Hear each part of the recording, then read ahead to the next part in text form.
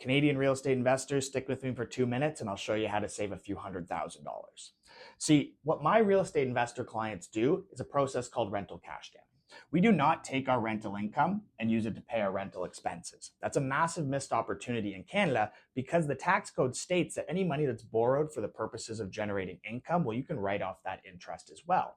So instead of using our rent to pay our expenses, we use our rent to prepay down our primary residence mortgage each month. Because this is bad debt, we want to eliminate it as quickly as possible.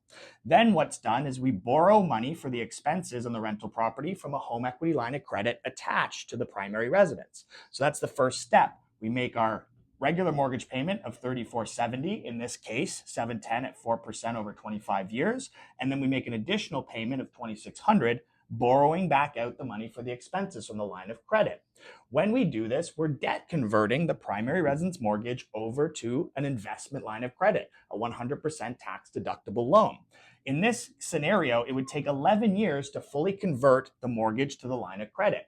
During this entire time, you make zero extra payments towards the line of credit itself. You simply capitalize the interest into the line. You use the tax refunds produced to pay down this mortgage even faster. So over that time period, you'd have a zero mortgage balance remaining and a $420,000 balance on the line of credit.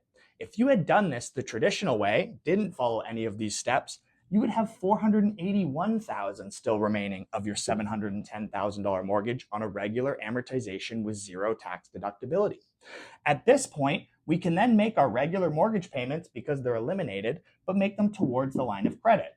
Then we can use the tax refunds produced. In this scenario, this client's at a 43% marginal tax rate, which means they'll produce an additional $92,000 of refunds over the life of the mortgage, which if applied back towards the line of credit and the mortgage itself, will pay the entire mortgage off in 20.5 years instead of the original 25-year amortization, which is a savings of $356,000 in pre-tax income because they simply changed the way that they manage their cash flows and expenses. So if you're a real estate investor that wants to learn how to do this as well, comment cash and I'll send you the link to our next webinar.